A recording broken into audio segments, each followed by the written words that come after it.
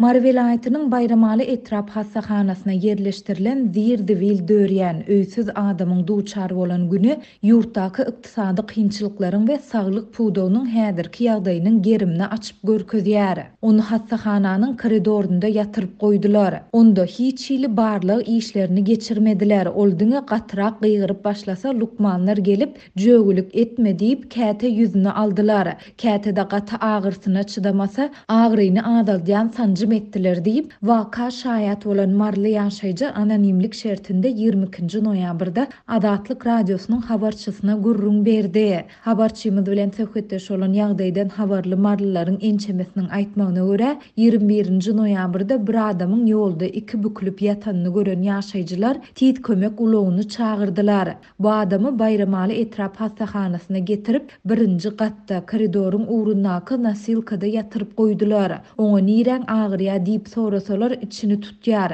İçinde organ kän, onuň näme sebäpden içiniň agyrýandygyny lukmanlar hiç ýyly anyklamadylar. Onu barlygdan geçirmediler. Oňa rentgen hem etmediler diýip hassahanada waka şaýat bolan marlylaryň biri gurrun berdi. Onuň sözlerine görä bu adamy etrap ýaşaýjylarynyň köpüsi tanaýar. Ol şäheriň dürli künjegindäki zir-divil dökülýän çeleklere aýlanyp imäne çörek we beýleki azyk önümlerini gözleýärdi. Soňky ýyllarda Türkmenistan öz garaşsyzlygynyň iň agyr ykdysady kynçylyklaryndan birini başdan geçirýär. Bu kynçylyklar pandemiýanyň getiren saglyk krizisi bilen utgaşyp hasta ýitileşdi we sosial problemalaryň möwjemegine getirdi. Soňky aýlarda ýurtda işsizlik habarçylarymyzyň sözlerine görä giňden ýaýrady we ýarawsyz hosarlar üçin derman satyn alyp bilmeýän adamlar, dilegçiler, divil döriýänler, ten söwdasy bilen meşgullanýanlar we öýsüz raýatlar köpeldi. Bu adamyň uly set bilen ençeme saгаtlap kösenip ýatanyna hassahanadaky adamlaryň ençemesi şaýat boldy.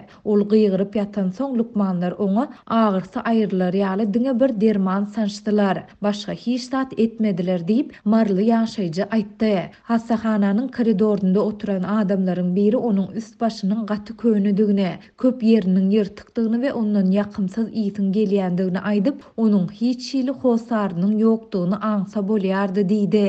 Häzir hassahana düşdüň haýsy otaga baryp analiz etdirjek bolsaň nagt adyrynan 5-10 manat köp gapylara baranyňda ondanım kän pul tölemeli. Bu parany bermeseň ýüzüňe tas seretmeýärler. Şol sebäpden bu adamy hiç bir barlygdan geçirmediler diýip ol belledi.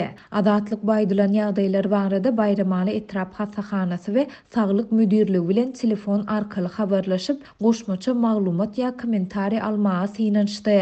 Ýöne redaksiýamyzyň 23 noýabrda saat 9:14:00 aralygynda eden ýygyderli synançygy netije bermedi. Adatlyň habarçylary pandemiýanyň arasynda ýurdun saglyk puwdogyndaky para berimiň hasta möwjändigini habar berip gelýärler. Olaryň maglumatlaryna görä hassahanalarda saglyk işgärleri resmi tölewlerden daşary köp halatda aklyk tamaý diýerler we bu ýurdun dürli künjeginde 200 000 manat aralygynda üýtgeýär.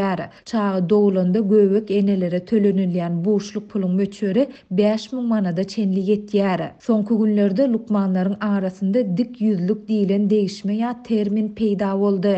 Sebäbi häzir hassahanadaky lukmanlar näsaga birje ukol ursa şol syrkawyň hosarlary olara 100 manat berýärler. Mundan öň lukmanlara el aklyk diýilip 5-10 manat berilýärdi. Indi hassahana 100 manat berip biläjek hojalyklary kabul edýär diýip marly saglyk işgäri 27 sentýabrda gurrun beripdi. Türkmen häkimetleri ne ykdysady kynçylyklary, ne de saglyk ulgamyndaky para berimi boyun alýarlar. Resmi medeniýet ýurdun saglygy goraýyş puwdogynda uly ösüşleriň gazanlandygyny aýdyp, muňa täze saglyk deshgalarynyň açylyp ulanylmaga berilmegini mysal getirýär. Bu aralykda Bayramalynyň hassahanasynda hosarsyz adamyň kösenip ýatanyna şaýat bolan ýaşaýjylar onuň soňky ykbalynyň näberlidigini hem aýtdylar.